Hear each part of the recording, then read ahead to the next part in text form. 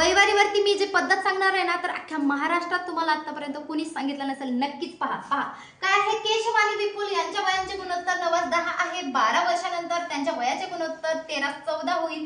केशवचे सध्याचे वय शोधा.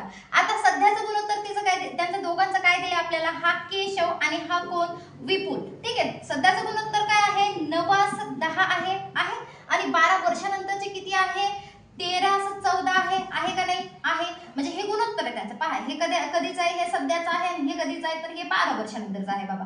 मग आता काय करायचं, दोघांचा फरक काढायचा. दोघांचा फरक कितीचा आला, 4चा आला. इथे सुद्धा फरक कितीचा आला, 4चा आला. आता पहा इथे सारखा फरक आला आणि फरक जर वेगळा असेल ना, त्याच्यावरती सुद्धा मी व्हिडिओ बनवणार आहे. पहा आता काय करायचं, आता इथे किती वर्षाचं दिलं आपल्याला, म्हणजे हे आपले 12 वर्ष. ठीक आहे. मग आता 4 बरोबर किती आले, 12. नंतर काय करायचे, पहा 4 × 4 4 त्रिक 12. 1 बरोबर किती येणार, 3 येणार. मग आता सध्याचं गुणोत्तर काय आहे केशवचं, तर 9 आहे. सांगितलं काय, केशवचे सध्याचे वय काढा. म्हणजे काय करायचं, 9 गुणिले हे 3 करायचे. ठीक आहे. मग 9 त्रिक किती आले, 27 आले. 27 वर्ष तुम्हाला कुठल्या ऑप्शन मध्ये दिसतंय, ऑप्शन नंबर 1 हे आपला आन्सर.